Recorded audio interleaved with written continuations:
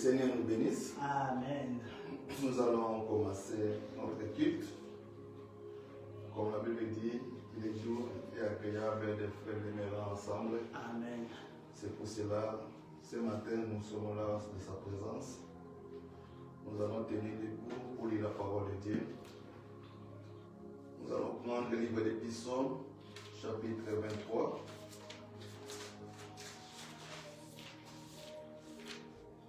Psaume, chapitre 23, nous allons commencer au premier verset jusqu'au verset 6. Psaume 23, au chapitre 1er jusqu'au verset 6. Je lis au nom de notre Seigneur William Branham. Amen.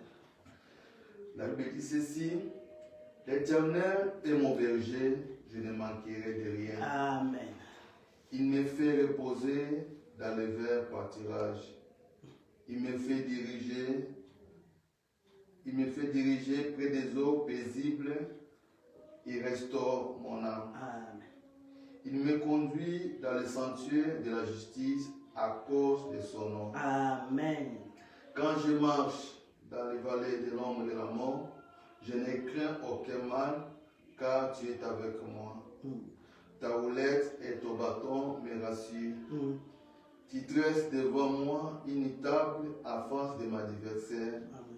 Tu oins d'huile ma tête et ma coupe déborde. Amen. Oui, le bonheur et la grâce m'accompagneront tous les jours de ma vie. Amen. Et j'habiterai dans la maison de l'Éternel jusqu'à la fin de mon jour. Amen.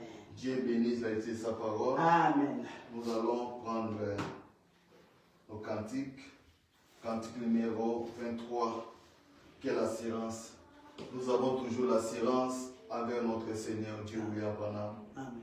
Parce qu'il y a maintenant personne qui se confie à lui. Et nous avons l'assurance auprès de lui. Amen. Nous allons chanter. Après, nous allons entrer dans la prière. Amen. Quelle assurance! Oh, quelle paix profonde, quand j'ai un Père qui veille sur moi, dans les épreuves, dans les tentations, mon âme console, il veille sur moi. Alléluia! Oh, gloire et alléluia, mon sauveur veille, mon sauveur veille, il veille sur moi, amour divin.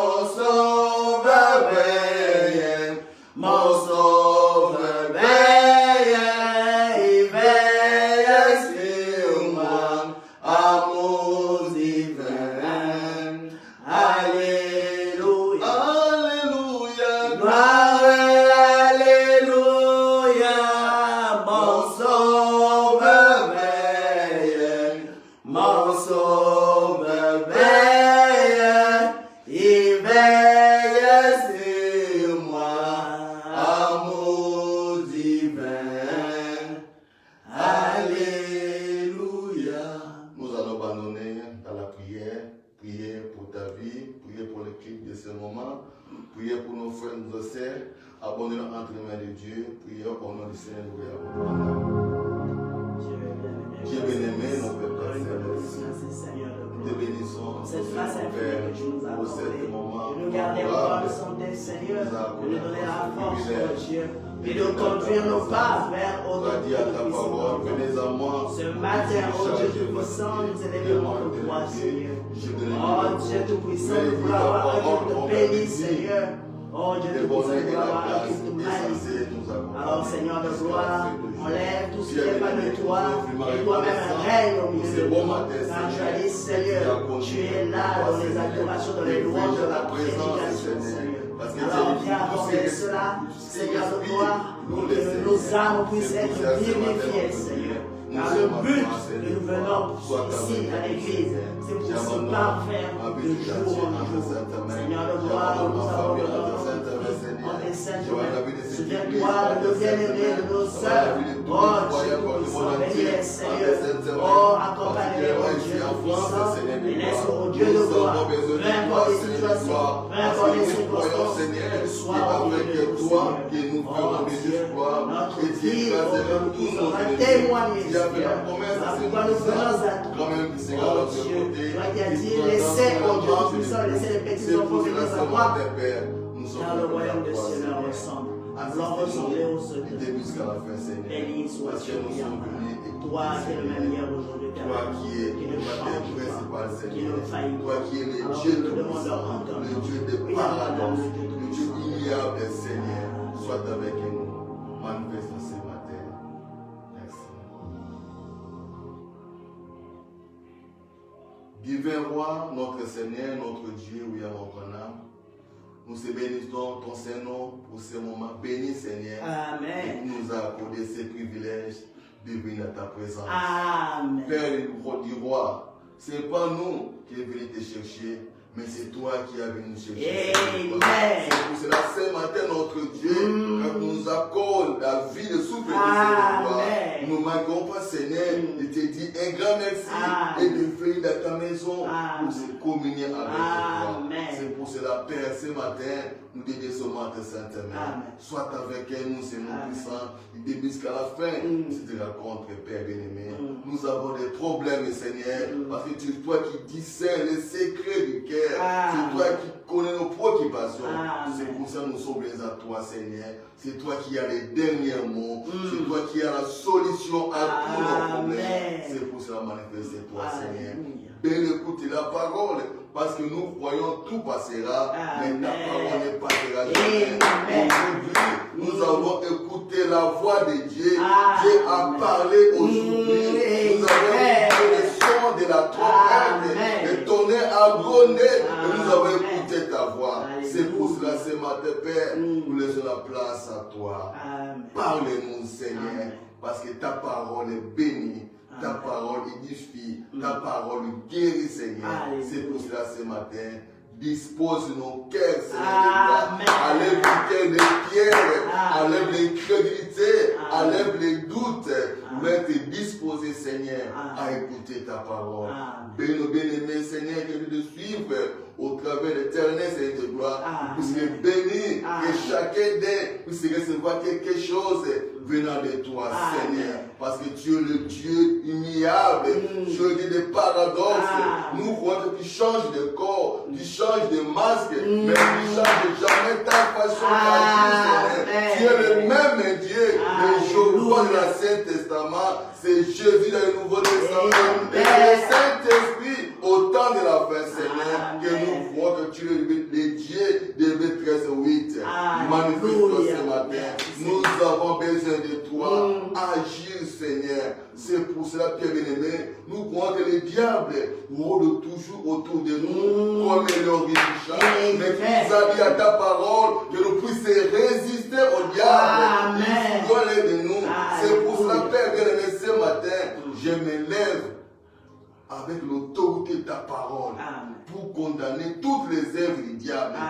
Tous les esprits qui n'est pas de toi, Seigneur. Je ordonne puisse quitter, puisse libérer nos vies dans le nom puissant de notre Seigneur William Branham. Et nous laissons la place à toi. Que toi seul puisse régner et dominer et puisse être contrôlé par toi.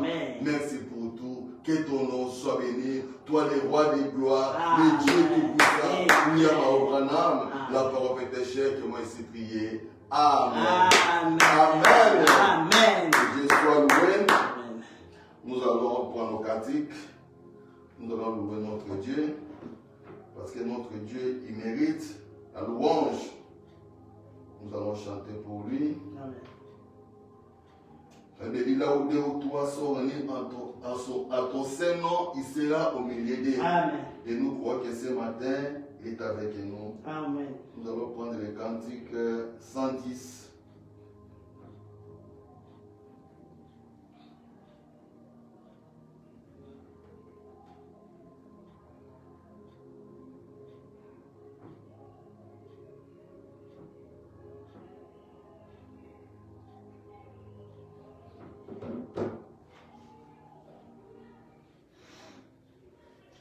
Naina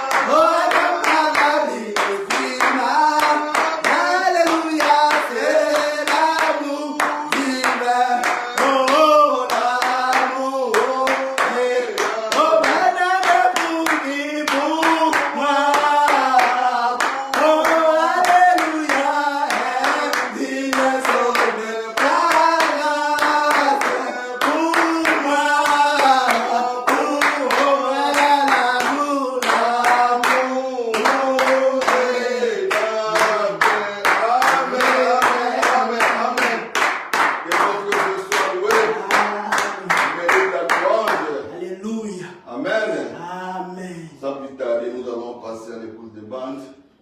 Nous allons écouter la voix de notre Seigneur. Amen.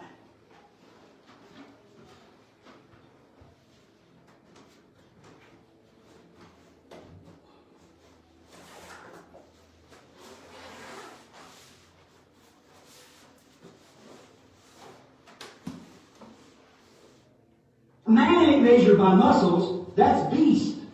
Man's measured by character. La valeur d'un homme ne se mesure pas par ses muscles. Ça, c'est la bête. La valeur d'un homme se mesure par son caractère. Alléluia. I've seen men that weigh 200 pounds and all muscle and have an ounce of man in them. Throw a baby out of a mother's arms and ravish her. That ain't a man, that's a beast. That's brute. Man is character. J'ai vu des hommes qui pesaient 90 kilos, tout en muscles, mais qui n'avaient rien d'un vrai homme. Quelqu'un qui arrache un bébé des bras de sa mère et qui la viole, ça ce n'est pas un homme, c'est une bête, c'est une brute. Ce qui fait l'homme, c'est le caractère. Amen. Amen. Never was a man like Jesus Christ. But the Bible said there was no beauty we should desire him. Probably a little bitty fellow stooped in the shoulder or something. Jamais il n'y a eu un homme comme Jésus-Christ. Mais la Bible déclare que son aspect n'avait rien pour nous plaire. Sans doute un petit bout d'homme, aux épaules affaissées ou quelque chose. We all used was our faces from him. But there never was a character like that. That's what real man is. Nous avons tous détourné de lui le visage. Mais jamais il n'y a eu un caractère comme celui-là. Voilà ce qu'est un vrai homme. Don't measure a man's muscles, but by the bags of the knees, his pants where he's been prayed. That's why you measure a man by character. It's true. On ne mesure pas la valeur d'un homme à ses muscles, mais aux poches, aux genoux de ses pantalons, ce qui indique qu'il a prié. Voilà la façon de mesurer la valeur d'un homme, par le caractère. C'est vrai.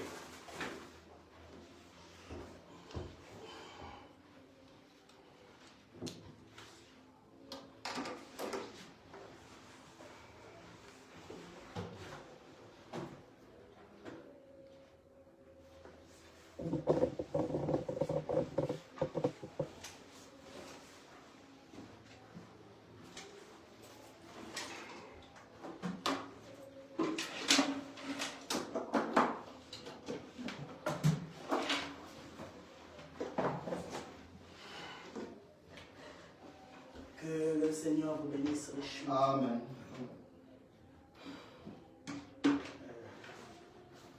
On ne peut pas les plus envie de continuer tellement que c'est parfait. L'homme, la valeur d'un homme, ce n'est pas les muscles, mais c'est son caractère. Amen. Que Dieu vous bénisse. Nous allons maintenant le bout. Nous allons lire une portion de la parole.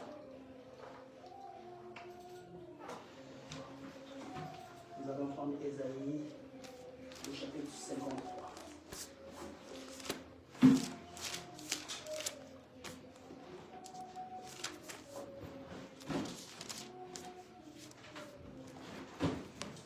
Ésaïe, le verset 53, il dit ceci. Qui a cru à ce qui nous était annoncé? Qui a reçu le bras de l'Éternel? Il s'est élevé devant lui comme une faible plante, comme un rejeton qui sort d'une terre desséchée. Il n'avait ni beauté ni éclat pour attirer les regards, et son aspect n'avait rien pour nous plaire. Méprisé et abandonné des hommes, homme de douleur et habité à la souffrance, semblable à celui dont on détourne le visage. Nous l'avons dédaigné. Nous n'avons fait de lui aucun cas. Cependant, ce sont nos souffrances qu'il a portées, c'est de nos douleurs qu'il s'est chargé. Et nous l'avons considéré comme puni, frappé de Dieu et humilié. Mais il était blessé pour nos péchés, brisé pour nos iniquités. le châtiment qui nous donne la paix est tombé sur lui. Amen. C'est par ces meurtrissures que nous sommes guéris. Nous étions tous errants comme des brebis, chacun suivait sa propre voie. Et l'Éternel a fait retomber sur lui l'iniquité de nous tous. Il n'a point ouvert la bouche. Il a été maltraité. Il a été maltraité et opprimé. Et il n'a point ouvert la bouche. Semblable à un agneau qu'on mène à la boucherie, à une brebis muette, devant ceux qui la tendent. Il n'a point ouvert la bouche. Il a été enlevé par l'angoisse et le châtiment. Et parmi ceux de sa génération qui a cru qu'il était retranché de la terre des vivants et frappé pour les péchés de mon peuple, on a mis son sépulcre parmi les méchants, son tombeau avec les riches, quoiqu'il n'ait point commis de violence et qu'il n'ait point eu de fraude dans sa bouche, il a plu à l'Éternel de le briser par la souffrance. Après avoir livré sa vie en sacrifice pour le péché, il sera une prospérité et prolongera ses jours. Et l'œuvre de l'Éternel prospérera entre ses mains. À cause du travail de son âme, il rassasiera ses regards. Par sa naissance, mon serviteur juste justifiera beaucoup d'hommes, et il se chargera de leur iniquité. Que Dieu bénisse la lecture de sa parole. Amen. Nous pouvons nous asseoir. Alors, Frère Branham, en prêchant le chef-d'œuvre, il se sert de cette écriture pour parler un tout petit peu du chef-d'œuvre. Voilà pourquoi ça va nous servir de lecture de base pour pouvoir un peu aborder le chef-d'œuvre.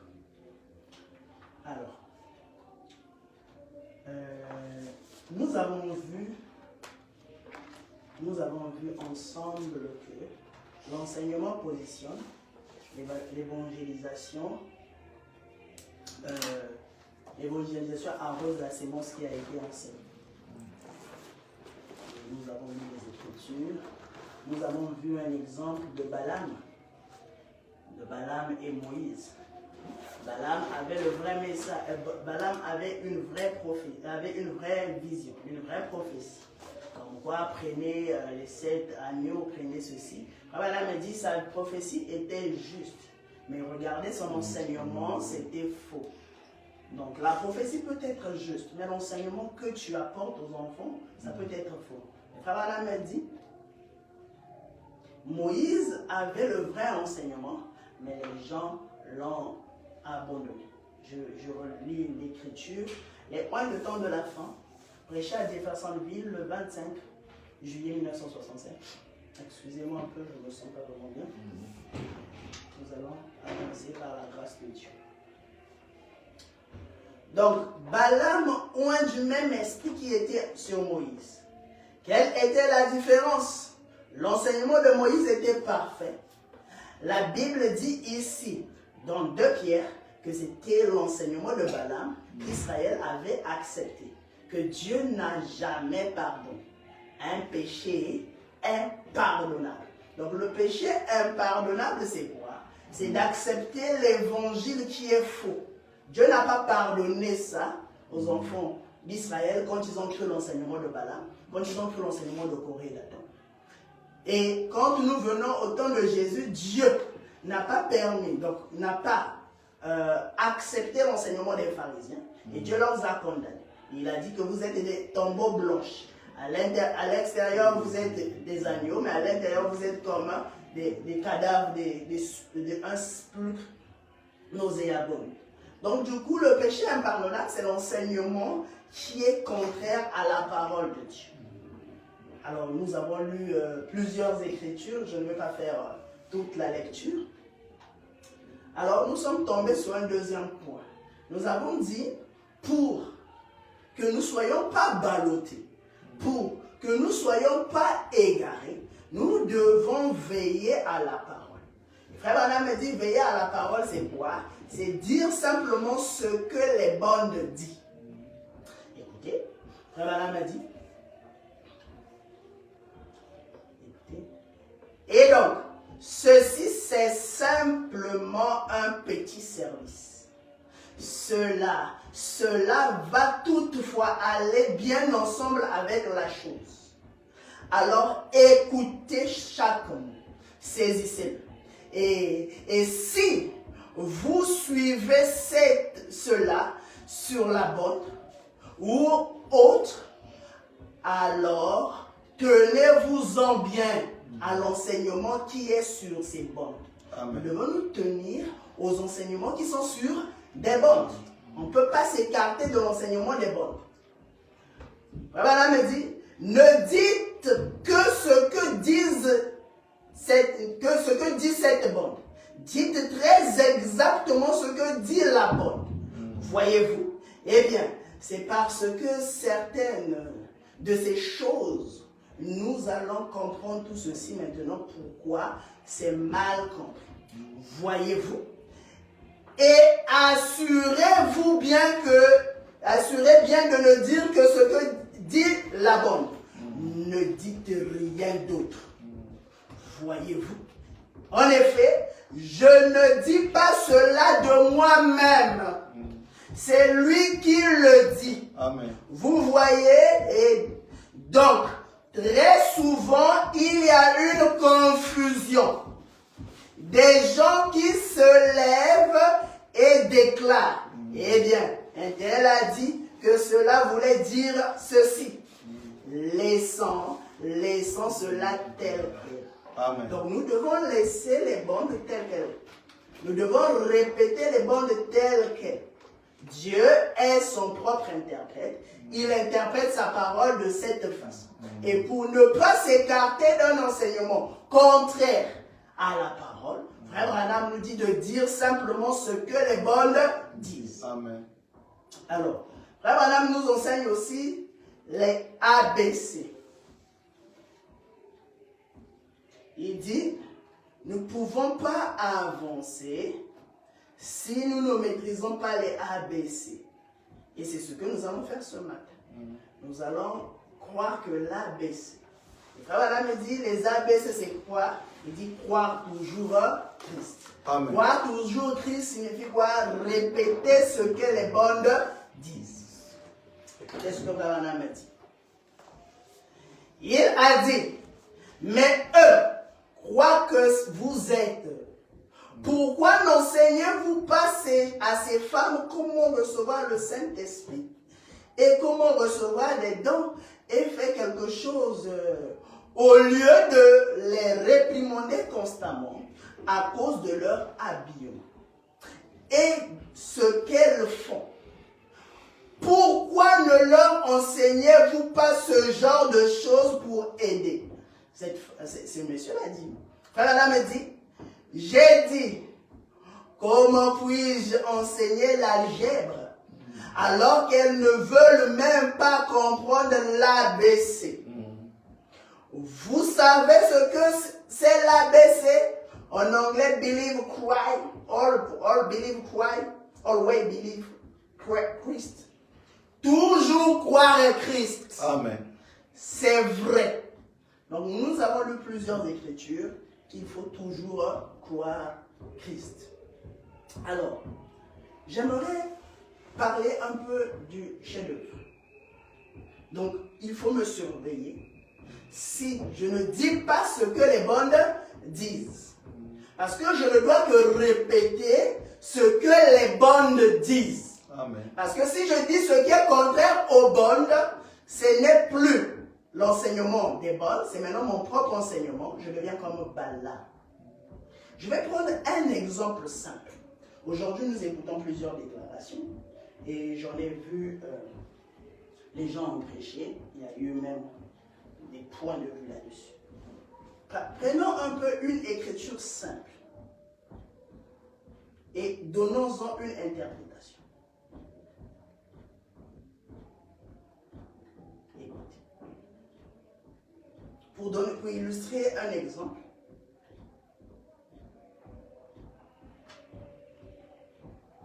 Frère Madame a dit c'est dangereux d'enseigner simplement avec la Bible.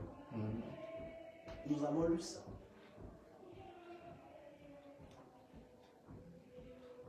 C'est très dangereux d'enseigner simplement avec la Bible. Je vais retrouver l'écriture.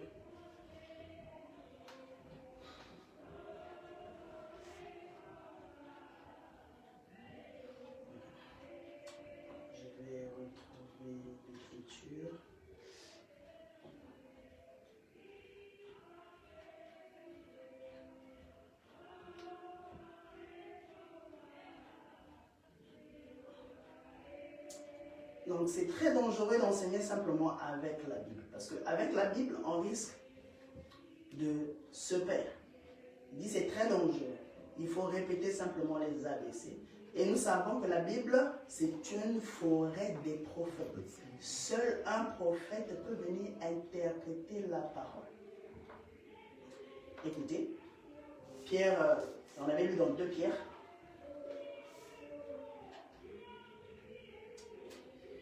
Écoutez, je vais prendre d'abord l'adoption. Et on avait lu 2 Pierre le chapitre 3, le verset 14 et à 18. Je prends 2 Pierre. Écoutez, c'est la même chose que Branham va répéter dans l'adoption. L'adoption prêchée le 15 mai 1960, c'est ce que nous avons lu. Écoutez dans 2 Pierre. 2 Pierre 3, le verset 14 à 18. J'ai dit c'est un petit enseignement et on va prendre aussi une petite volée évangélique. C'est pourquoi, bien-aimés, en entendant ces choses, expliquez-vous à être trouvé pour lui sans tache et irrépréhensible dans la paix. Croyez que la patience de notre Seigneur est votre salut. Amen. Comme notre bien-aimé frère Paul nous l'a aussi écrit. Selon la sagesse qui lui a été donnée. C'est ce qu'il fait dans toutes les lettres, où il parle de ces choses dans lesquelles il y a des points difficiles à comprendre, dont les personnes ignorantes et mal affermies tordent le sens, comme celui des autres Écritures, pour leur propre ruine. Vous donc, bien-aimés, qui êtes avertis, mettez-vous sur vos gardes de peur qu'entraînés par l'égarement des impies, vous ne veniez à déchoir de votre fermeté. D'accord? Donc, on doit veiller. Vous, bien-aimés, qui êtes avertis, mettez-vous sur vos gardes de peur qu'entraînés par l'égarement des impies, vous ne serez déchoir de votre propre fermeté. Donc, ce sont des enseignements, Paul prêchait des enseignements durs, mais dont les gens tordaient le sens.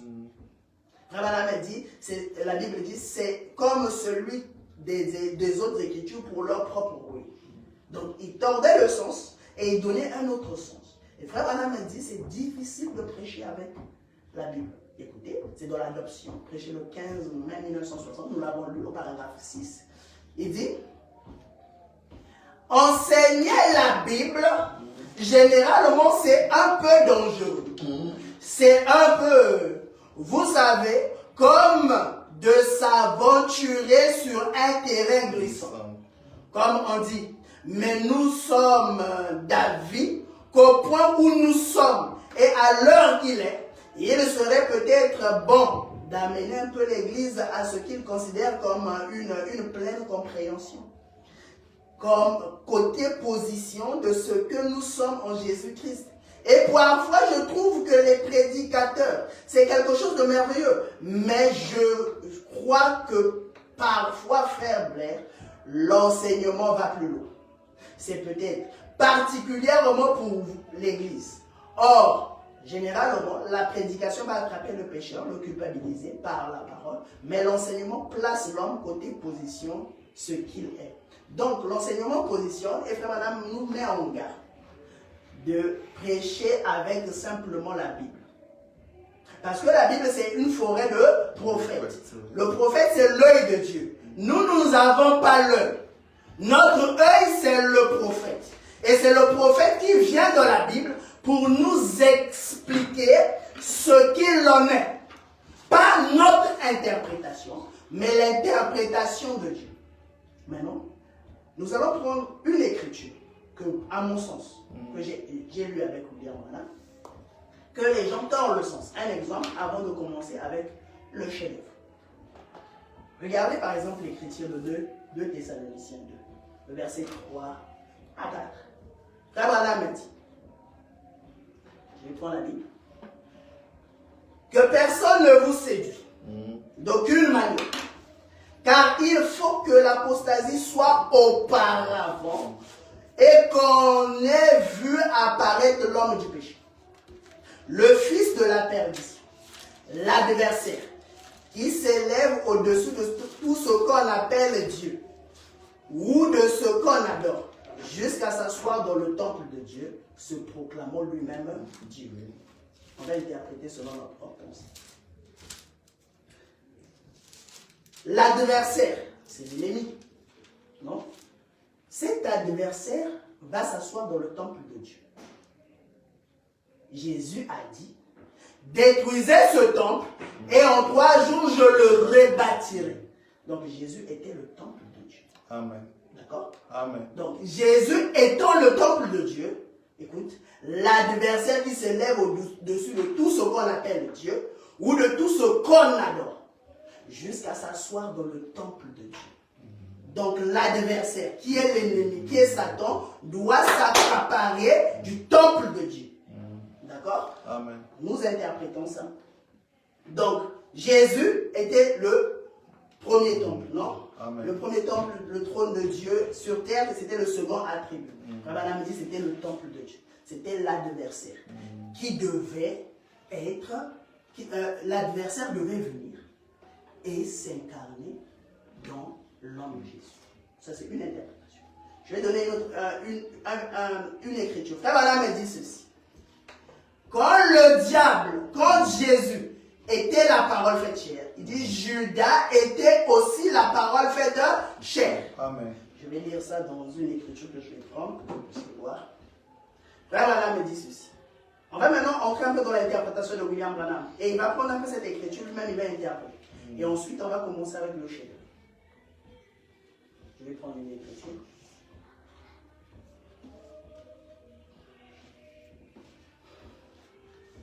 Donc,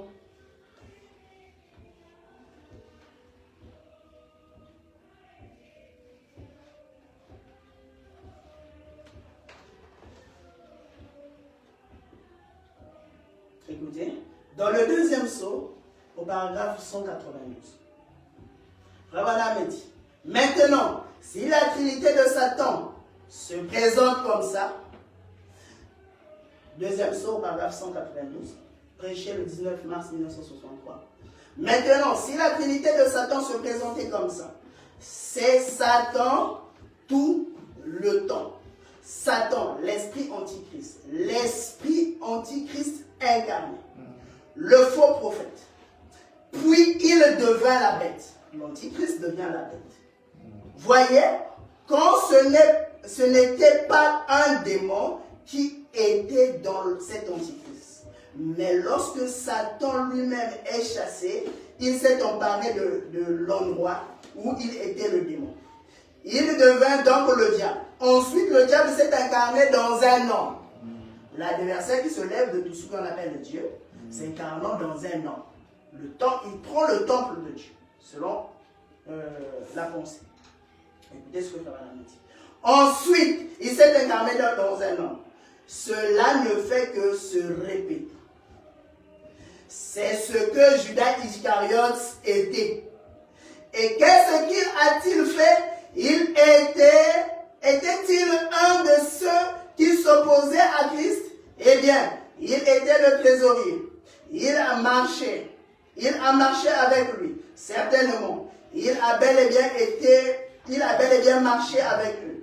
Il est allé là-bas, il a chassé les démons et fait exactement la même chose que les autres. Et Christ était Dieu incarné à cette époque-là. Écoutez, Dieu incarné dans la chair, Emmanuel. Écoutez, et Judas était le fils de la perdition, tout comme Jésus était le fils de Dieu. Dieu s'est incarné, le diable s'est incarné. Donc, à l'époque de Jésus, je vais juste épingler ça comme ça, on va passer. À l'époque de Jésus, dit William Branham, quand Jésus était la parole faite chair, Judas, c'était le diable fait chair. Amen. Je répète simplement la parole.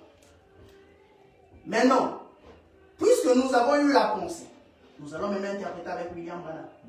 Si William Branham est le Dieu incarné, Frère Branham me dit, quand le Dieu met son sceau, le diable aussi met son sceau. Le sceau de Dieu, c'est le Saint-Esprit. Le sceau de diable, c'est la marque de la bête. Frère Branham me dit, on ne couronne pas un esprit. Amen. On couronne un homme. Amen. Et ici, c'est l'adversaire, c'est le diable qui doit prendre le temple de Dieu. Maintenant, c'est Malachie 4 qui va nous interpréter ça. Ce n'est pas notre propre interprétation. On doit prendre Malachie 4 pour interpréter. Écoutez, dans les 70 semaines de Daniel, prêché le 6 août 1961, au paragraphe 180. Écoutez. Donc, les Juifs, les catholiques, les protestants, c'est-à-dire les vierges endormies, vous se rassemblez sous la forme de la fédération des églises. Et ce sera comme Jésus l'a dit dans Matthieu 24 et dans Apocalypse 13, 14. Prenons Apocalypse 13, 14. Donc Matthieu 24 égale Apocalypse 13, le verset 14. Prenons Apocalypse 13, le verset 14 pour voir. Ici, je l'avais noté d'aller voir ça. 13, 14. Bon, très bien. Et elle séduit les habitants de la terre pour les signes qui lui étaient donnés d'opérer. Rassembler ses églises en présence. Disons, en prenant de la bête, disant aux habitants de la terre de faire une image de la bête qui avait la blessure mortelle de l'épée et qui vivait. Écoutez, au paragraphe 181. Or, nous savons sans l'ombre d'un doute qu'il était là, qui était cette bête. Abraham me dit, il connaissait qui était cette bête. Cette puissance qui avait reçu une blessure mortelle, mais qui vivait.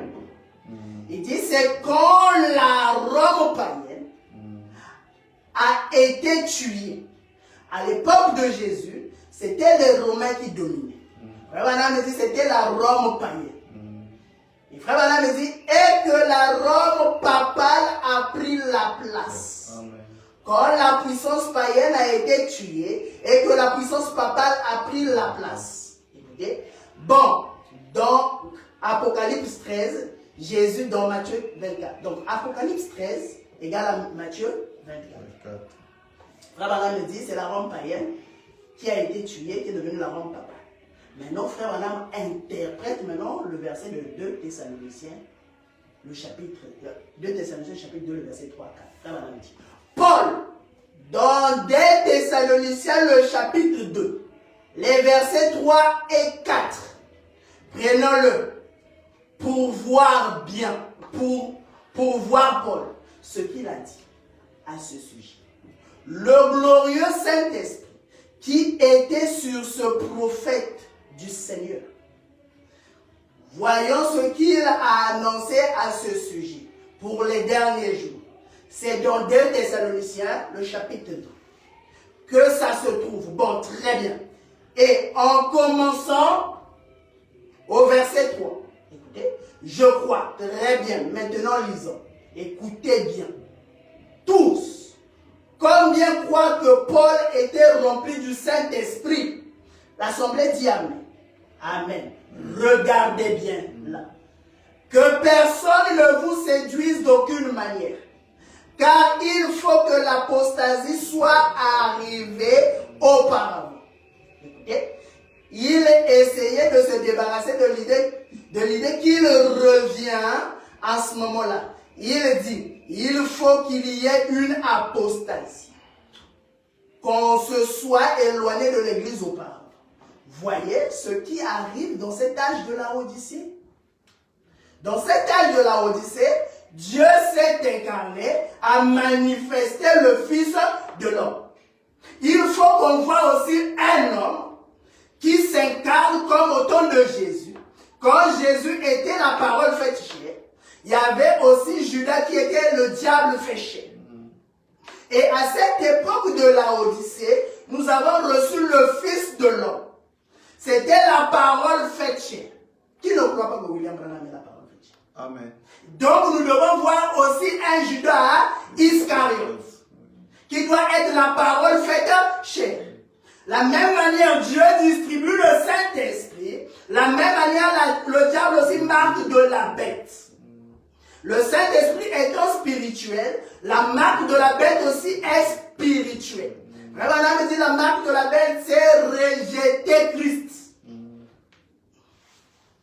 Il dit, comme Judas, le trésorier de l'Église, écoutez, l'adversaire qui s'élève au-dessus de tout ce qu'on appelle Dieu, ou de ce qu'on adore, jusqu'à s'asseoir dans le temple de Dieu. Écoutons maintenant, frère. Frère, il n'y a qu'une seule personne sur terre, ailleurs qu'au Vatican, qui fasse ça. Amen. Ou ça. Frère Branham dit Vicaris Filii Dei signifie le remplacement de Dieu. Donc il s'est présenté comme le Fils de Dieu. C'est l'adversaire qui s'élève. Frère Branham dit la Rome païenne, c'était l'antichrist qui chevauchait, le nicolaïsme. Il dit le cheval blanc, il chevauchait. Il dit, frère Branham, on repose la question, est-ce que ce cheval blanc du premier saut était Christ? Frère Branham dit non. Dans d'autres brochures, il disait oui, c'était Christ. Il dit, quand j'ai reçu la révélation des sceaux, il dit, ce n'était pas Christ. Parce que lui, il avait l'arme, mais il n'avait pas de flèches. Il dit, c'était le cheval. Il dit, c'était l'antichrist qui chevauchait. Au premier âge de l'église. Il chevauchait, jusqu'à représenter le cheval pâle. Il dit, c'est le diable. Mais il dit, vous voyez, Jésus-Christ vient dans l'Apocalypse 19. Il dit, c'est Emmanuel. Il dit, c'est Emmanuel, le cheval blanc dont il vient. Ce n'est pas un cheval avec des taches, il est tout blanc. Il dit, c'est la parole incarnée dans un homme. Amen. Le cheval blanc, c'est la parole incarnée dans un homme. Et le cheval pâle, c'est le diable incarné dans un homme. Et le diable là que l'on doit chercher, le temple qu'il prend, ce n'est pas le temple de Jésus. Il prend le temple du pape. Frère Branham me dit, les papes meurent et Dieu s'incarne et s'incarne. Moi, en prenant l'écriture de 2 Thessaloniciens 2, quand j'interprète avec William Branham, il n'y a aucune écriture que Frère Branham a dit que c'est Jésus, le temple, et le diable s'est incarné. Toutes les écritures que j'ai prises, ce n'est que le pape. Amen. Qui suis-je pour changer la pensée de William Branham? Voilà pourquoi je dis ceci. Nous devons interpréter la parole avec William Branham, pas avec nos pensées. C'est très important. Pour ne pas s'écarter du chemin, prenons l'écriture et interprétons-le avec William Branham. Amen. C'est là où j'ai dit, si moi, je prêche cet enseignement et que je m'écarte, je n'interprète pas la parole selon William Branham, je laisse. Alors, frère Branham me dit, c'est très dangereux de prêcher avec la simple Bible. Parce qu'avec la simple Bible, moi, je peux aller avec mon interprétation. Vous voyez par exemple cet homme qui a pris Apocalypse 10. Il a dit, un a placé le pied sur la mer, l'autre sur la terre, un sur la mer, un sur la terre. Lui, il a dit, c'est l'hippopotame. C'est son interprétation. Parce qu'il est ignorant, il n'a pas un prophète. Mais nous qui avons un prophète, on sait que c'est le 7e sceau. C'est le silence d'une demi-heure. C'est les tonnerres qui sont révélés. C'est Christ qui descend et qui s'incarne dans un homme. Et Apocalypse 13, Matthieu 24, 2 Thessaloniciens 2, le verset 3 à 4, c'est le diable qui s'incarne. Maintenant, Malachie 4, Apocalypse 10, Apocalypse 1, Apocalypse 19, c'est Dieu qui s'incarne. Et frère Branham me dit, nous avons eu des portions de vie, des parts-dessus de vie, de tout ce que l'on veut de vie, mais le Élie d'aujourd'hui, c'est le Seigneur Jésus-Christ lui-même. Il se révèle au travers un prophète. Dieu s'incarnant, le diable s'incarnant. Maintenant, si nous interprétons selon nos pensées, Branham me dit, vous pouvez donner une révélation, mais ça semble être juste. C'est comme l'exemple que je donnais. Celui du vigneron, il a envoyé son fils, bien aimé. Peut-être on va le croire, mais on l'a tué. Mais non, le père lui-même dit, je dois venir, je vais confisquer la vigne et donner ça aux autres.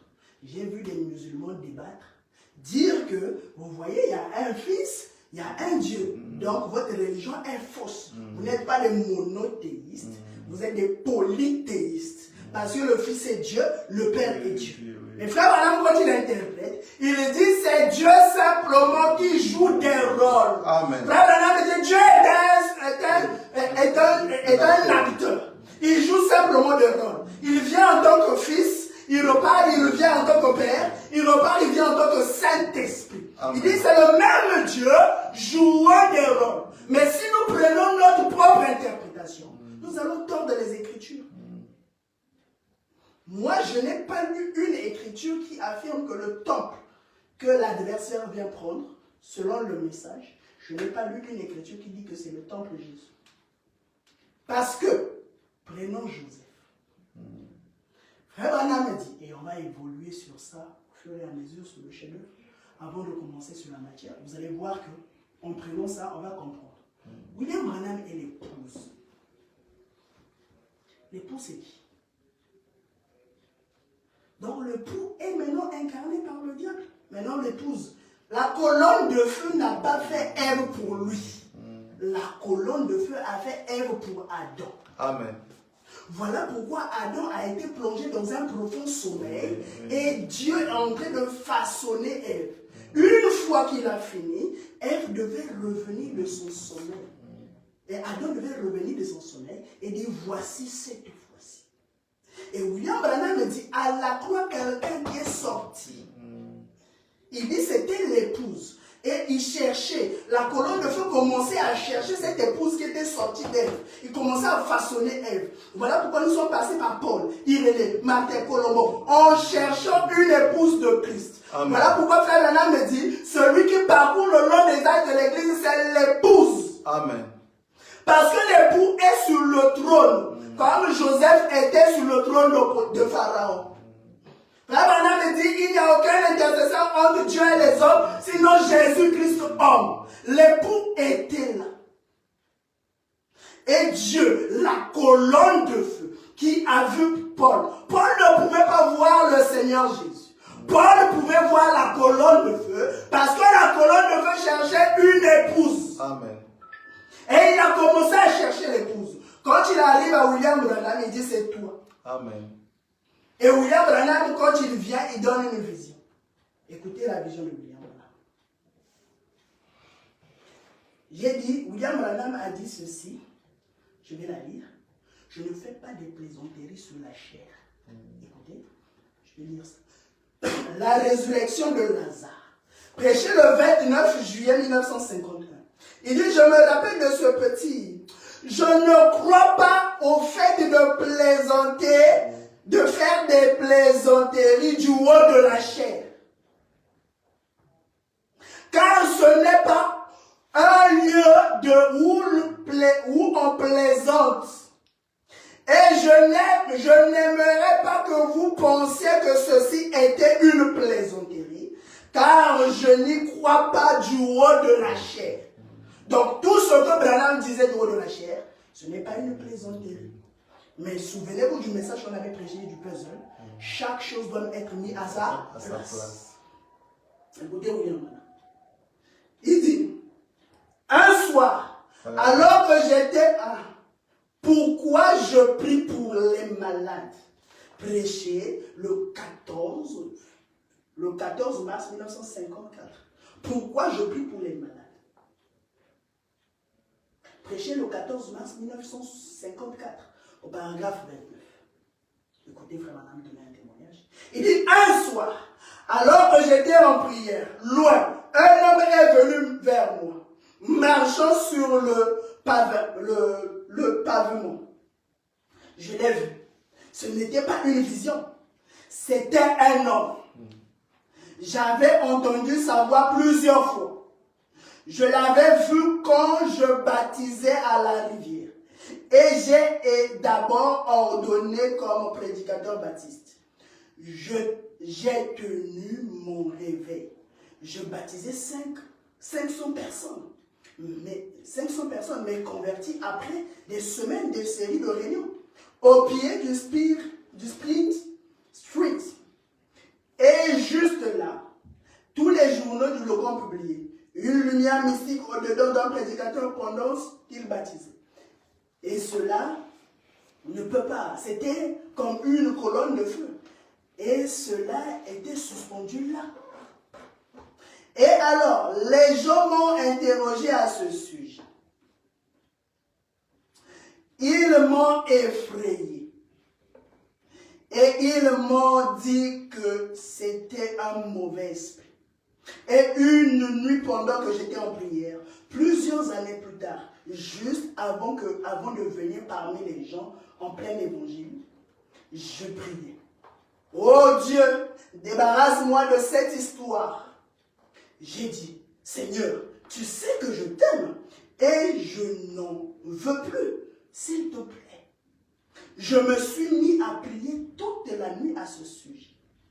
Alors j'ai entendu quelqu'un marcher.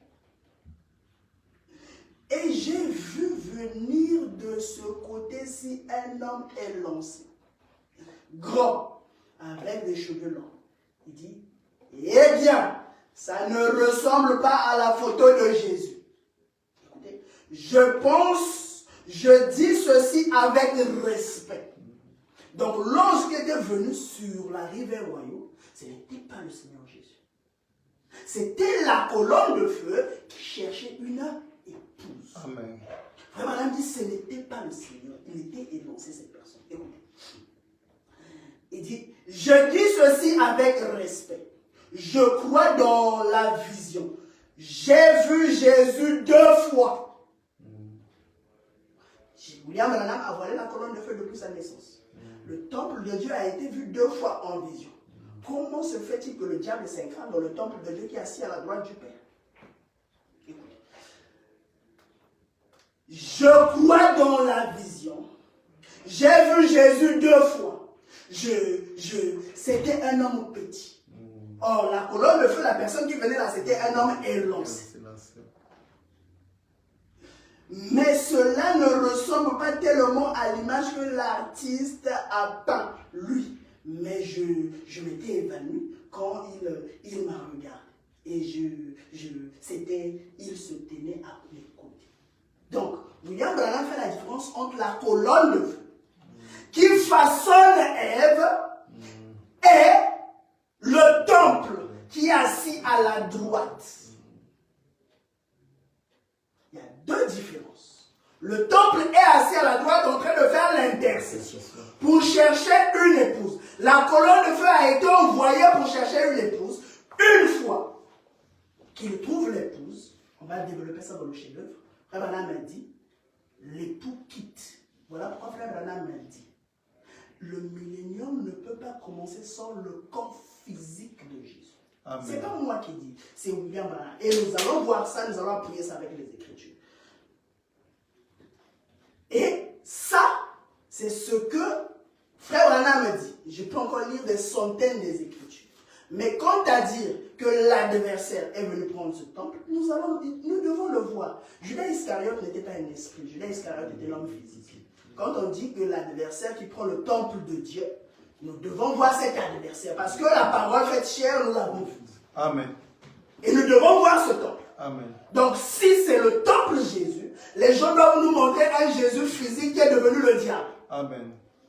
Pas un Jésus spirituel, mais un Jésus physique. Parce que quand le diable s'incarne, Dieu s'incarne. Voilà, me dit Satan est un imitateur. Amen. Quand Dieu donne la marque de Dieu, le sceau de Dieu, Satan donne la marque de la bête. Nous devons voir un Jésus qui donne la marque de la bête.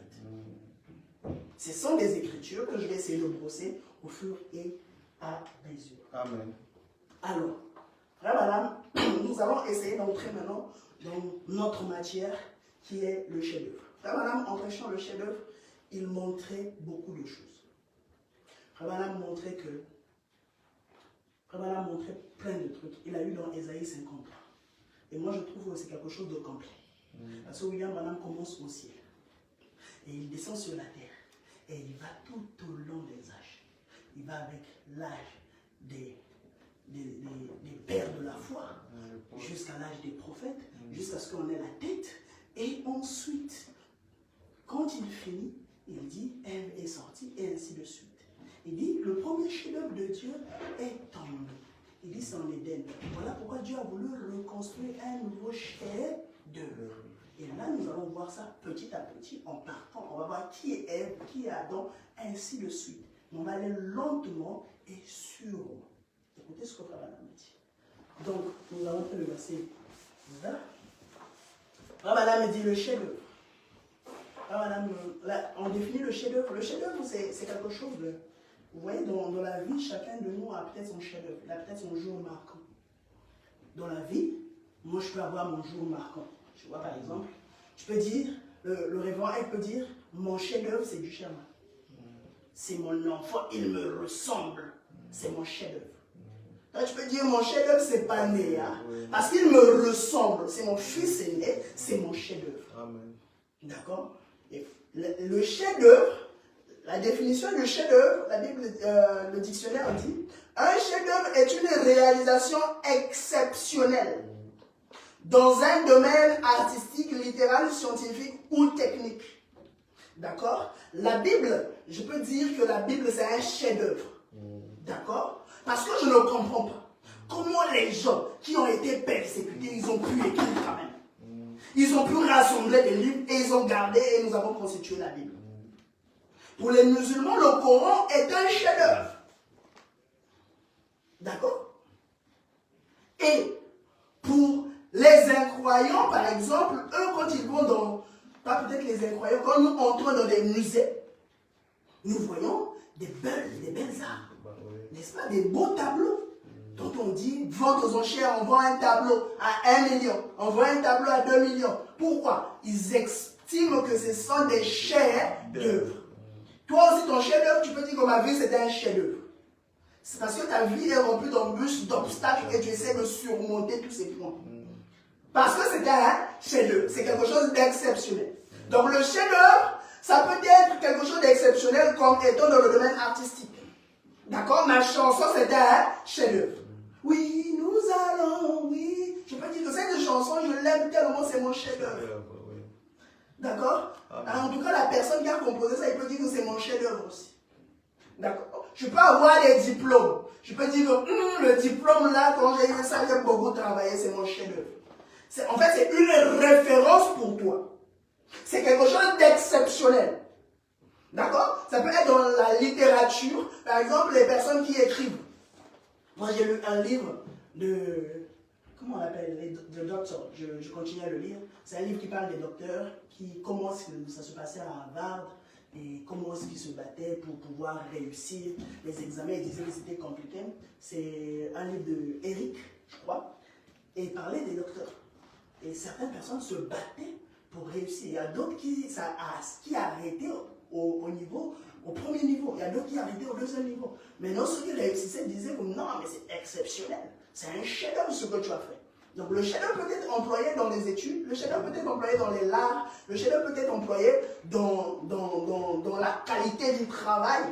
D'accord? Ton boss peut dire, en tout cas, le travail que tu m'as fait là, c'est un chef-d'œuvre. D'accord? C'est quelque chose, frère, la Bible dit, c'est quelque chose de qualité.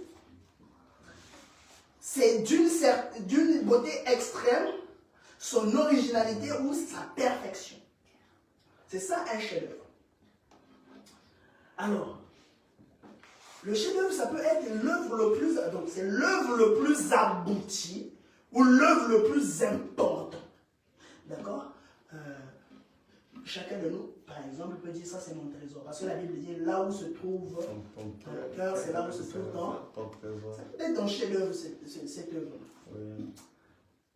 Donc, on peut citer l'exemple, par exemple, le chef-d'œuvre. Vous avez déjà vu quand vous partez à Louvre, il y a souvent la femme là que l'on met là souvent. Moi, je suis parti là-bas, j'ai regardé. Oh, il y a Béni, quoi.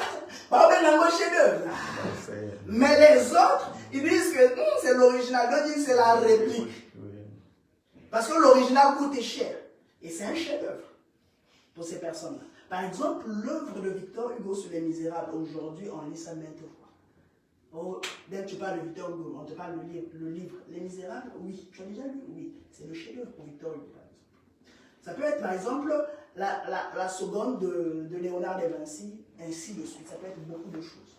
D'accord? C'est comme moi, je dis souvent que, vraiment, il y a des pasteurs qui prêchent des messages vraiment excellents, super excellents. Je trouve ça, c'est comme des chefs-d'œuvre. D'accord? Et frère Madame, pour parler du chef-d'œuvre, il prend Ésaïe 53. Il dit que Ésaïe 53 montre l'œuvre que Dieu faisait. Amen. Il montre l'œuvre que Dieu faisait. Et il prend un sculpteur qu'on appelle Michel-Ange. Michel-Ange, madame me dit, il avait eu une vision. Il a eu une vision. Et dans cette vision, il a vu Moïse. Imagine cette personne a gravé ça dans son esprit. Et il a commencé à prendre la pierre. Il a commencé à tailler. Frère Madame me dit, il a commencé à tailler des années et des années. Il dit, ça l'a pris tellement du temps. Les autres, quand ils partaient, ils se moquaient de lui. Mais lui, il avait une image de Moïse dans sa pensée. Et il voulait faire une représentation exacte. Amen. Et quand l'œuvre est achevée, le sculpteur dévoile l'œuvre. Et en regardant cette œuvre, il dit, c'est tellement parfait. Cet homme, il est tellement bien installé par rapport à mon esprit. Mais non, frère Anna me dit, Michel-Ange voulait que la statue qu'il avait sculptée, il voulait qu'il puisse parler.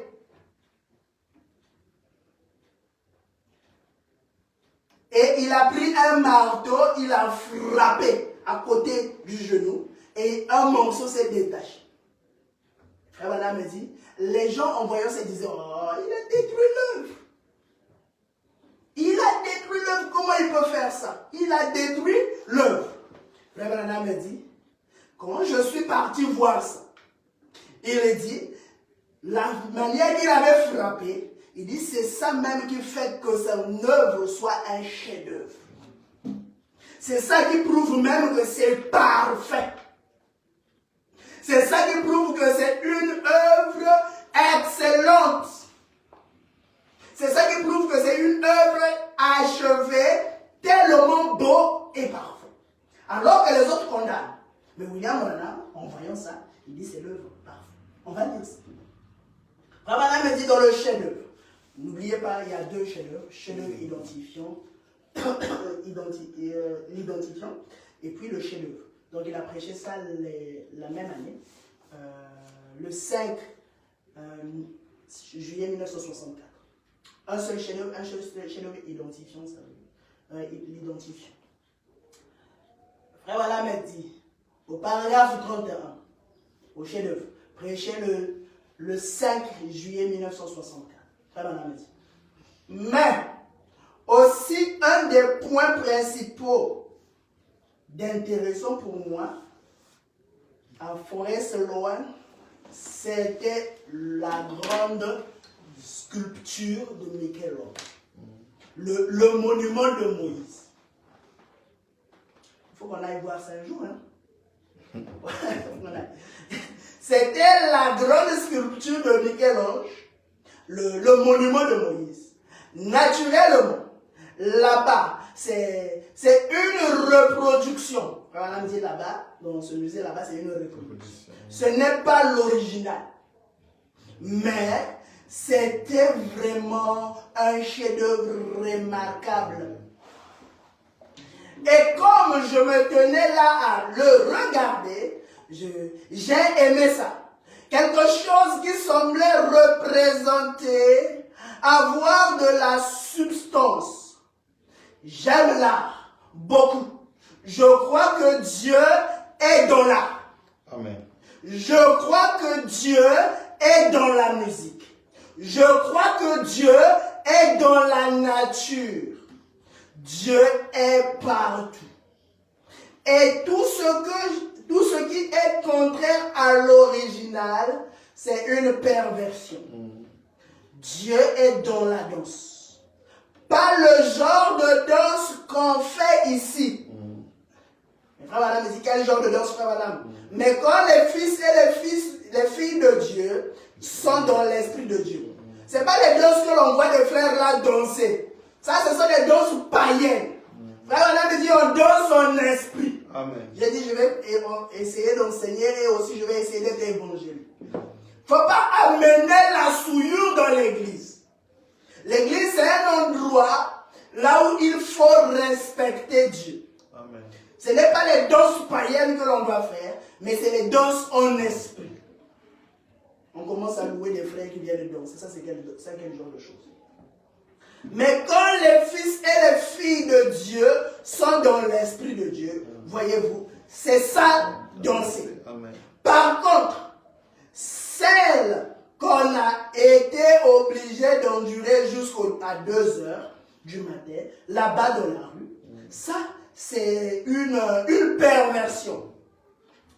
Mais ceci, et ce chef-d'œuvre de Michel-Ange a produit, il lui a coûté quelque chose de faire cela. C'était un grand homme. Et cela lui a coûté une grande partie de sa vie. Donc Michel-Ange a pris le temps de faire ça. Parce qu'il a passé bien des années à le sculpter. Prenons un bloc de marbre, simplement, et le sculpter continuellement. Et voyez-vous, il n'y a qu'un homme, il n'y a que l'homme, que le sculpteur lui-même, qui a en tête ce qu'il essaie de produire. Il est le seul. Vous pourriez vous avancer vers lui et lui dire, qu'est-ce que tu as à picoter cette pierre-là? Pour le profane, qui ne sait pas ce qu'il a dans son cœur, c'est insensé.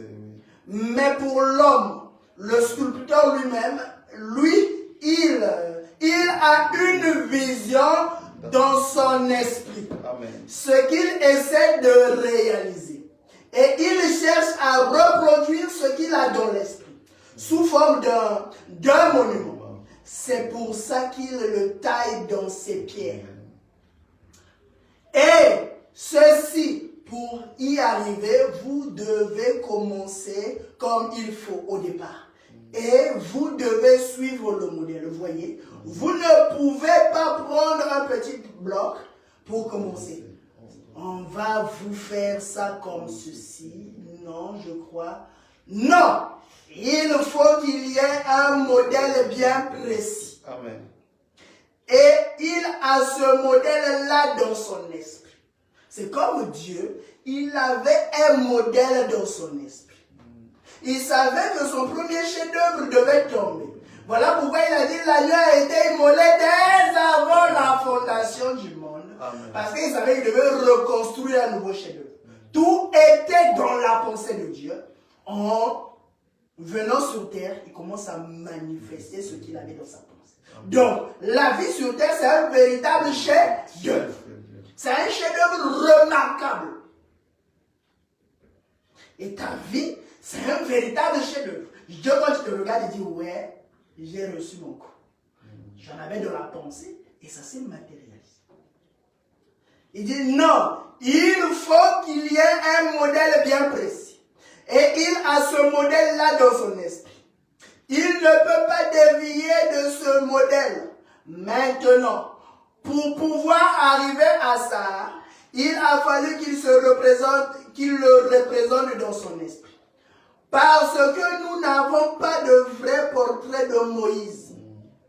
Mais il a fallu qu'il s'en fasse une image mentale dans son esprit de ce que Moïse était de façon précise. Amen. Or, un sculpteur véritable est inspiré comme un poète véritable. En tout chanteur véritable, en musicien ou quoi que ce soit, tout ce qui correspond à la réalité doit venir par l'inspiration. Amen. Michel-Ange a dû recevoir l'inspiration de ce à quoi ressemblait véritablement Moïse. Et il l'a saisi dans son esprit. Ce que Moïse devait être. Alors il s'est attaqué à ce gros bloc de marbre. Il s'est mis à le tailler selon le modèle. Et la façon, et l'a rectifié jusqu'à ce qu'il arrive à l'image véritable qu'il devait correspondre à ce qu'il avait dans son esprit. Écoutez, je vais sauter, mais je vais le lire quand même. Je vais lire les parties concernant le paragraphe 36. Il a d'abord saisi, je prends la partie concernée. Il a d'abord saisi la vision. Et combien il a dû travailler selon cette vision, à saisir et à façonner de plus en plus. Et quand il a eu à mener à la perfection, que la chose était vraiment parfaite, Amen. il s'est tenu là, à la regarder. Quand il a eu terminé ce matin-là, avec son marteau à la main. Je prends au paragraphe 37. Alors, quand le monument a été terminé, il s'est reculé avec le marteau, ou le marteau du sculpteur à la main, et il a regardé. Il est l'inspiration de la vision qu'il avait eue, qui lui avait donné la marche à suivre. Cela l'a tellement inspiré qu'il a été saisi par l'inspiration au point qu'il ne se possédait plus. Et il l'a frappé au genou en disant: parle! Maintenant, au paragraphe 38, cette grande statue a un défaut au genou droit, juste au-dessus du genou, environ 6 pouces 15 cm. Il y a un endroit, j'ai mis ma main là-dessus, à peu près profond comme ça. Après qu'il a eu passé tout ce temps-là, pendant des années et des années, à produire ceci, ensuite, sous cette influence de voir l'accomplissement de ce qu'il avait vu dans son cœur et dans sa vision et de ce qu'il avait désiré voir, que c'était terminé. Une fois terminé, il a été tellement inspiré par cela qu'il s'est dit que son propre chef-d'œuvre devait lui parler. Il l'a frappé à la jambe en criant: parle! Et il a eu un défaut. À cause de cela, la statue a eu un défaut à cause de cela. Écoutez la vie de Frère Bernard. à mon avis, c'est ce défaut qui a fait de lui un chef-d'œuvre. Amen. Adam cherchait une côte. Adam désirait voir celui qui le ressemble. La colonne de feu a créé Adam. Il a créé un chef-d'œuvre. Maintenant, il voulait que le chef-d'œuvre lui parle. Alors Dieu devait frapper Adam afin que de sa côte sorte Ève. Quand Dieu est en train de façonner Ève, Frère Branham dit Adam dort. Frère Branham dit il a façonné Ève pendant des millions d'années. Une fois qu'il l'a façonné, il a dit voici cette fois-ci. Et Michel-Ange, quand il a façonné la statue de Moïse, il voulait que son chef-d'œuvre le parle. Et il a frappé sous son genou. Et Frère Branham me dit, à mon avis, c'est ce défaut qui a fait de lui un chef-d'œuvre. Le chef-d'œuvre de Dieu ne peut pas rester stoïque. Non. Le chef-d'œuvre de Dieu a besoin de Ève. Voilà pourquoi Christ a été frappé à la croix, afin qu'il puisse avoir Ève. Et quand il va quitter son trône d'intersection, il va dire voici cette fois-ci. Voilà pourquoi la nuit, Frère Branham a dit, voyez-vous ses yeux, voyez-vous sa barbe, il regarde du côté là où quand il était crucifié. C'est le même homme. Maintenant cet homme devait s'incarner. Amen. Il devenait maintenant, parce qu'il y avait une prophétie qui disait, moi et le Père nous ferons notre demeure en toi. La première personne qui était venue, c'est la colonne de feu. Et il fallait que Christ revienne et s'incarne. Voilà pourquoi il dit, quand Jésus va venir, il sera entièrement Emmanuel. La parole incarnée dans un homme. Amen.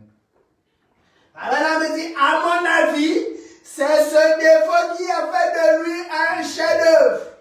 Bon, peut-être que pour l'esprit qui voit la chose différemment, vous pensez qu'il a été gâché à cause de cela? Non, à mon avis, c'est ce qui a fait de ce qu'il était. En effet, après tant de travail, soigné et de labeur et d'inspiration et tout, à produire cette œuvre. Son labeur n'avait pas été en vain. La preuve était là. Elle était parfaite. Et c'est pour ça qu'il s'est crié. Bah!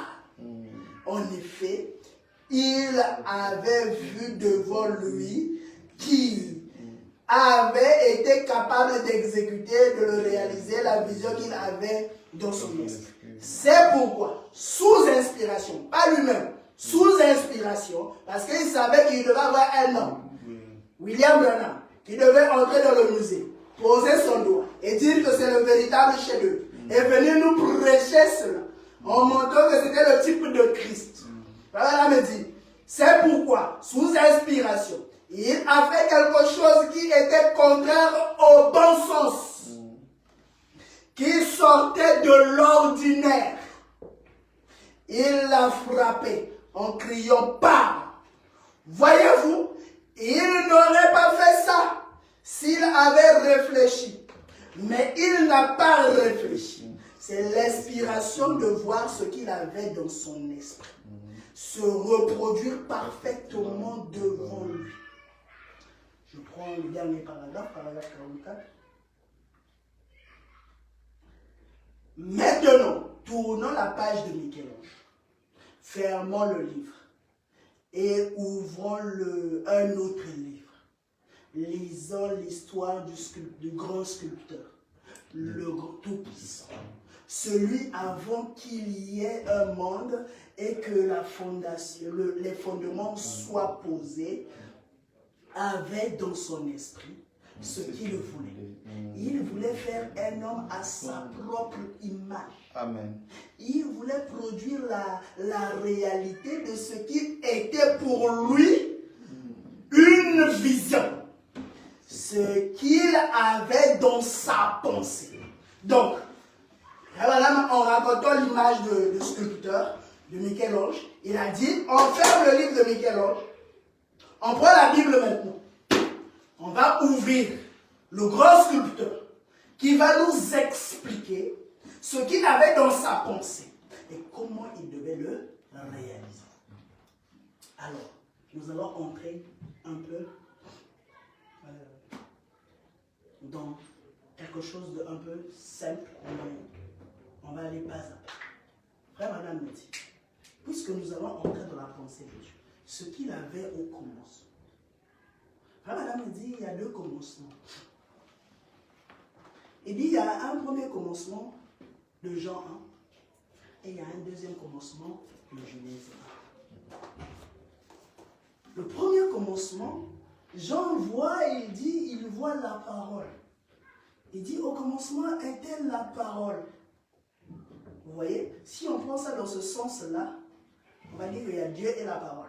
Au commencement était la parole, et la parole était avec Dieu. Vous voyez, ce n'est pas deux personnes. C'est la même personne qui change de rôle. Madame parle du kénos. Il dit ceci, quand Dieu, qui était l'espace de tout, quand il a voulu créer, il dit sous cette forme, il ne pouvait pas créer. Il fallait qu'il se connaisse, qu'il devienne le logos. Et là, il est devenu la parole. Madame dit c'est Jean 1. Vous voyez, Moïse était un aigle, mais il a volé, il s'est arrêté. Vous voyez? Mais, qu'est-ce qui se passe? Jean vient. Jean regarde, il dit, ah, au commencement, Dieu ne créa pas. Mais au commencement était là la parole. Donc ces deux personnes, les deux aigles, on peut dire qu'ils se contredisent. Mais l'un a vu quelque part, l'autre est parti plus loin. Et quand William Branham vient, il va encore plus loin que ça. Amen. Voilà pourquoi il dit l'enseignement nous emmène plus loin. Frère Branham dit nous sommes des aigles et nous devons monter dans les hauteurs. Et nous allons essayer de découler. Amen. Il dit pourquoi je suis contre les religions organisées. Prêché le 11 novembre 1962. Pourquoi je suis contre la religion organisée. Prêché le 11 novembre 1962. Le 11-11-62. Au paragraphe 210. Souvenez-vous, Dieu est un aigle. Il s'est appelé lui-même un aigle. Et il a appelé Jacob un aigle. Et nous sommes ses aigles. Amen. Amen. Il appelle ses prophètes des aigles. Alors, nous, ayant reçu des prophètes, nous sommes des aigles. Parce qu'on peut voir là où le prophète voit. À cette époque-là, les enfants d'Israël disent au commencement Dieu a créé. Mais quand Jean vient, il dit au commencement était la parole. Mais les autres peuvent dire, les pharisiens vont dire, mais toi tu te contredis. Hein? Nous, dans la loi de Moïse, il dit au commencement Dieu créait les cieux et la terre. Toi tu me dis au commencement était la parole. Ça c'est quel genre de philosophie? Mais ils doivent comprendre. Ils doivent comprendre que nous sommes des aigles, nous devons montrer dans les auteurs. Écoutez frère Madame Soubiniti. Qui est Jésus? Prêché le 20 juin 1964. Frère Madame dit. Au paragraphe 119, qui est Jésus, prêché le 20 juin 1964, au paragraphe 119. Madame dit, vous savez, Joël lui-même est un aigle, et il nous appelle des aigles. Ces prophètes sont des aigles, des voyants. L'aigle monte si haut qu'il n'existe pas d'autres oiseaux qui puissent le suivre. Eh bien, si le faucon essayait de le suivre, il se désintégrerait. C'est juste. C'est le problème aujourd'hui. Tant de gens essaient d'imiter. J'espère que je parle aux aiglons. La chose serait bien vite mise à nu. qu'il monte un peu plus haut, toutes ces plumes vont se détacher et s'envoler. Ils vont bientôt être dévoilés. C'est juste. Ils seront cloués au sol. Rappelez-vous, ça doit être un oiseau à la constitution spéciale. Et l'homme qui peut suivre cette parole doit avoir une constitution spéciale, qui est l'œuvre de Dieu, pas d'un séminaire. Voilà pourquoi nous avons une constitution spéciale, parce que nous avons cru au message. Et nous disons que ce que disent les bonnes. Amen. C'est ça la différence entre nous et les autres dénominations. Nous croyons que Branham est Dieu. Amen. Parce que nous avons vu son étoile et nous sommes venus pour l'adorer. Amen. Nous avons une écriture. On ne vient pas adorer parce qu'il est beau. Non. On ne vient pas adorer parce qu'il avait beaucoup d'argent. On vient adorer parce que nous avons vu son étoile. Amen. L'étoile, c'est le parchemin de Dieu. Amen. L'étoile nous conduit à la véritable parole. Amen. La parole qui est la parole faite, qui est l'expiation vivante. Amen. Voilà pourquoi nous nous adorons ici. Nous adorons pas selon notre pensée. Nous adorons selon les Écritures. Amen. Voilà pourquoi quand d'autres personnes arrivent, nous donnent les Écritures. Tout baptême au nom de Jésus, tout baptême contraire au nom de Jésus, c'est un baptême adultère. Nous disons Amen. Amen. Oui. Le nom nouveau de Jésus, c'est toujours le nom de Jésus. Jésus a eu un nom nouveau. Nous baptisons toujours au nom de Jésus, mais nouveau. Amen. Pas le nom ancien. Nous baptisons au nom nouveau. Parce qu'il a vaincu la mort, le séjour des morts. Et il est monté au ciel, assis sous la gloire du Père. Et il a reçu une récompense. Quand on dit la récompense, c'est le nom nouveau. Amen. Voilà pourquoi tous genoux fléchissent en ce nom nouveau. Amen.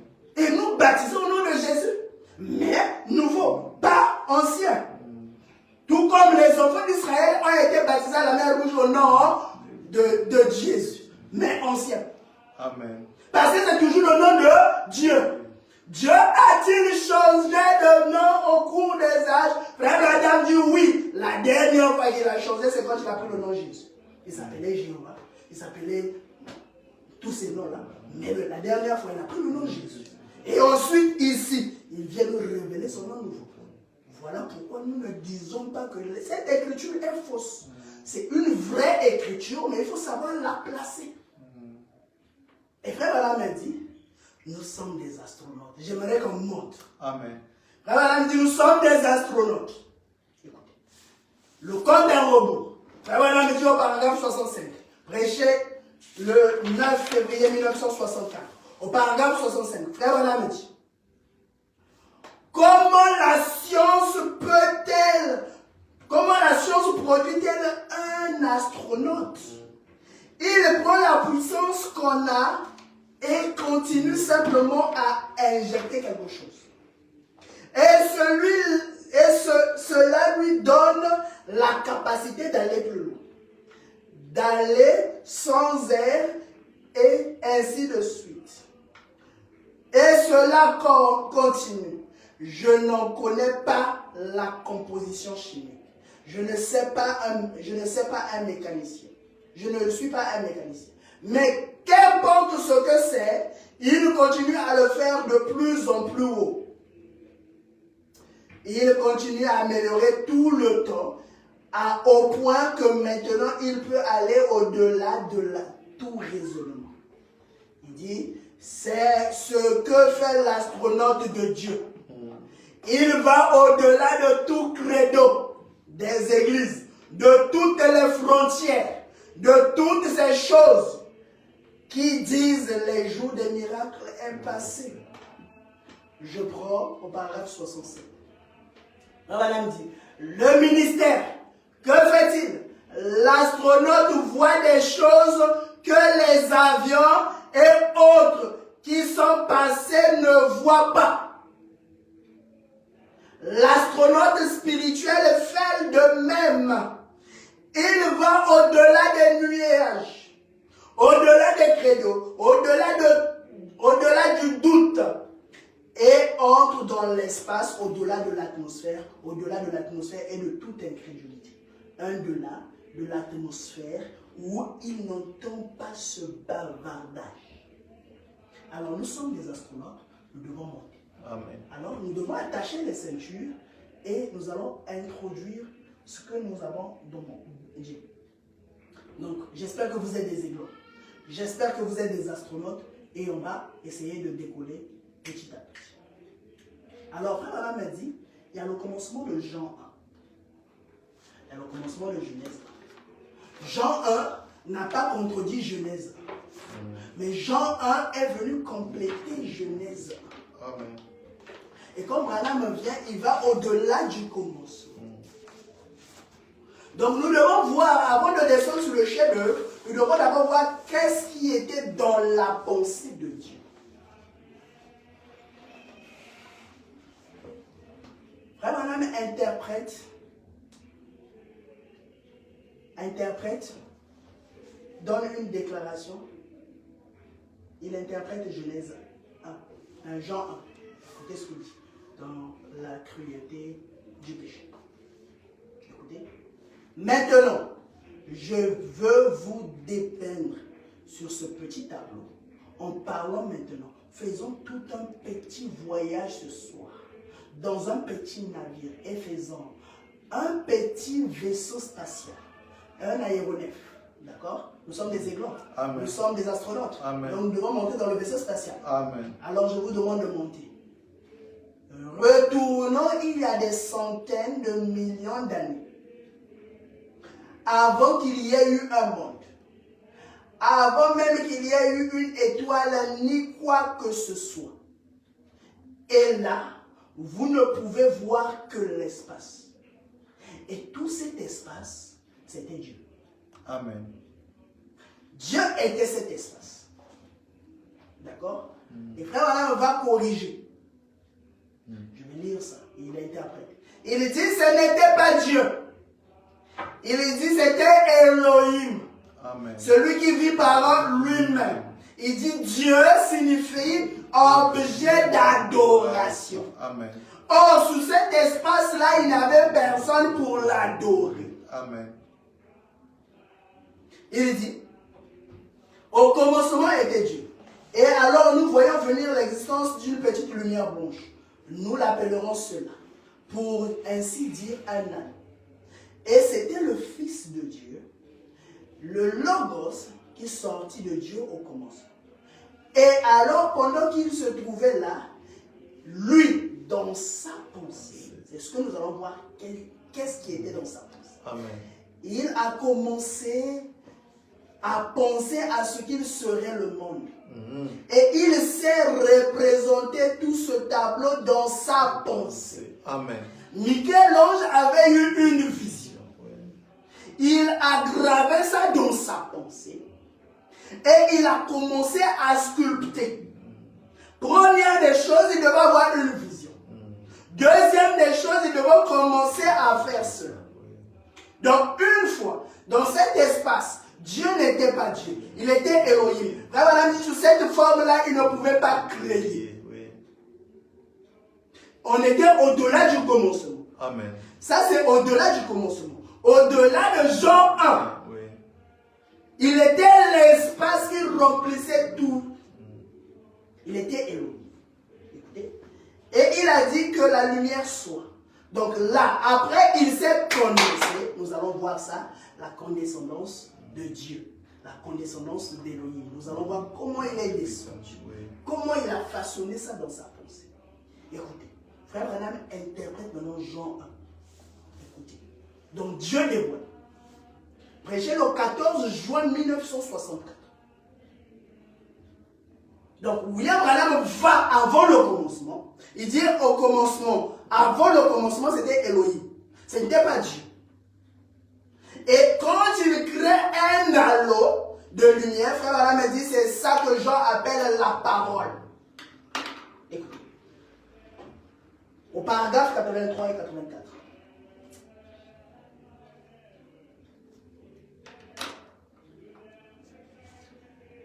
Ça fait partie de sa manière de faire.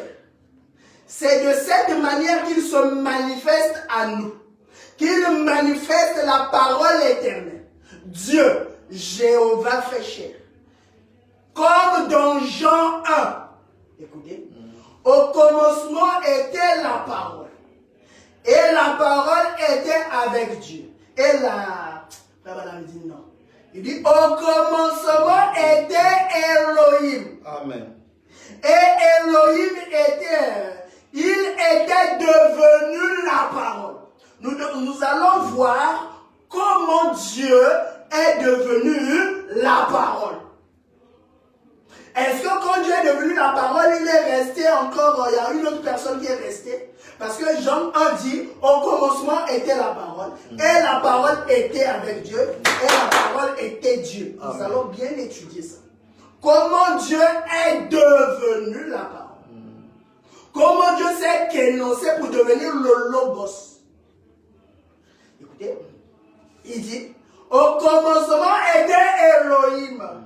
Et Elohim est devenu la parole. Amen. Et la parole était Elohim.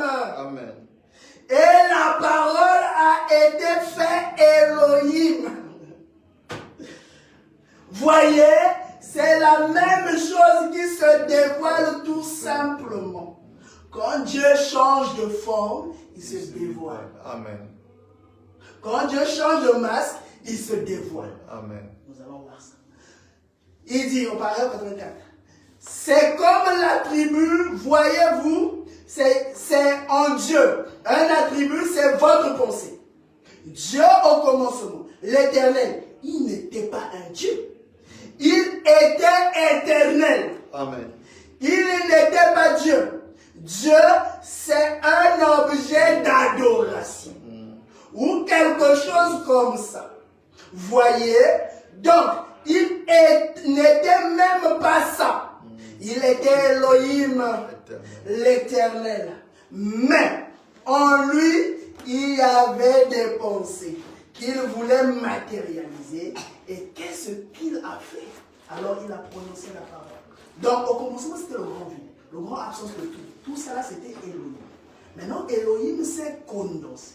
Quand Elohim a commencé à se condenser, il devient le Logos. Et c'est là où il commence à créer. Donc, dans sa pensée, avant qu'il ne soit le Logos, il avait une pensée comme Michel-Ange, qui avait la pensée de la pierre de Moïse. Il a fallu qu'il trouve une marbre pour pouvoir commencer à tailler. Et c'est ce que Dieu est. Dieu avait une pensée. Il voulait créer son propre chef-d'œuvre. Mais pour créer son propre chef-d'œuvre, sous cette forme-là, il ne pouvait pas. Et il devait donc être la parole. Là, on me dit, la parole écrite, c'est une pensée exprimée. Alors, sous cette forme-là, il ne pouvait pas s'exprimer. Il fallait qu'il puisse créer le Logos et se condenser dans le Logos.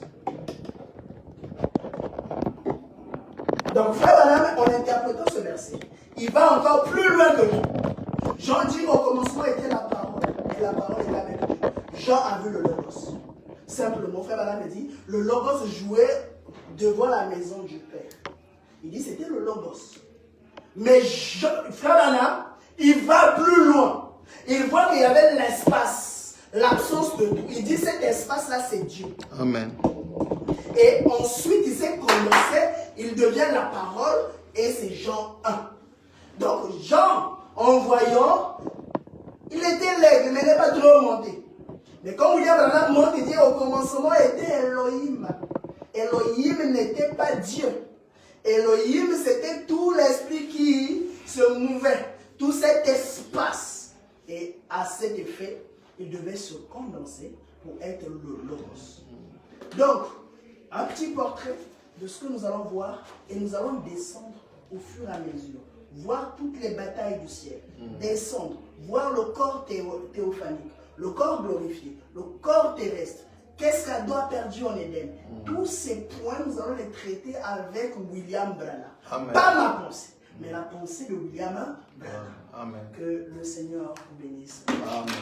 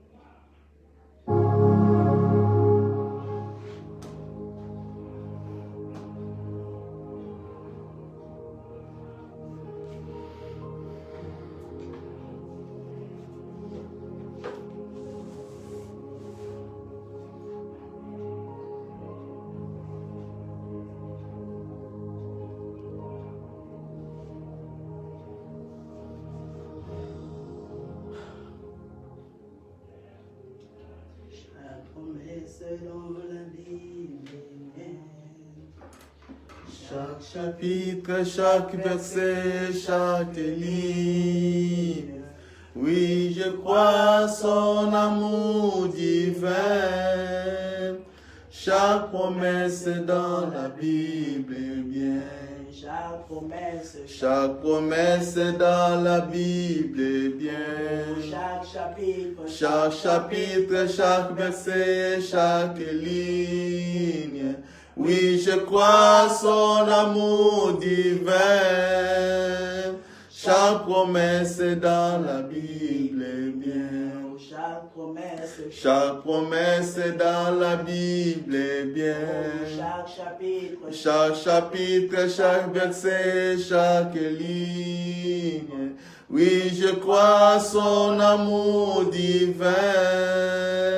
Chaque promesse dans la Bible est bien.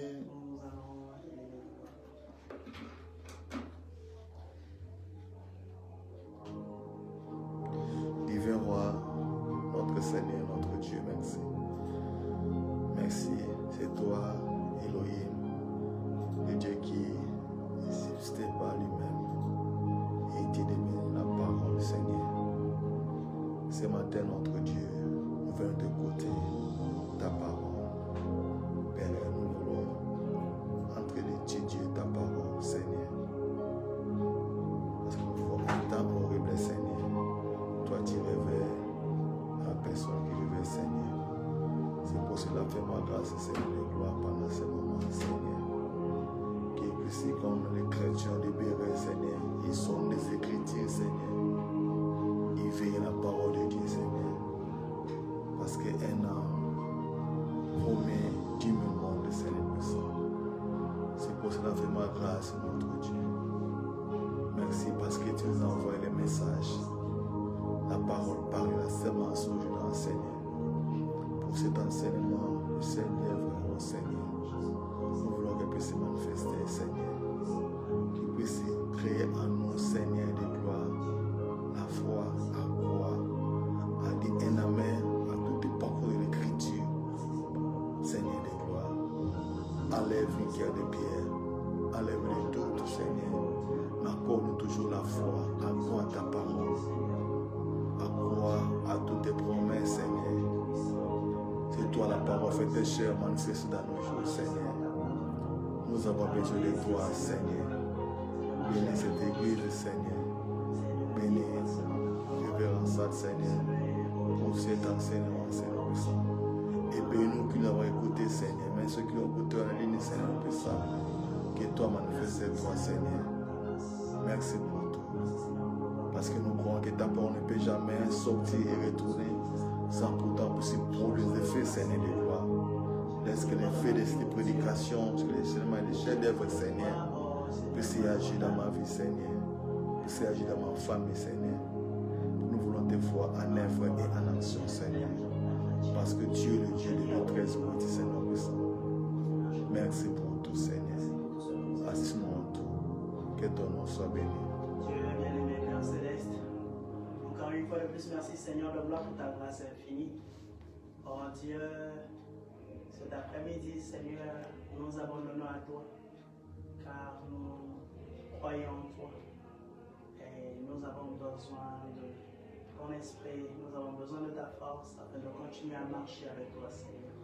Notre désir, Seigneur de gloire, c'est d'être parfait. Amen. Tu as dit, soyez parfaits comme mon Père Céleste est parfait. Amen. Oh Dieu, ta parole est la vérité.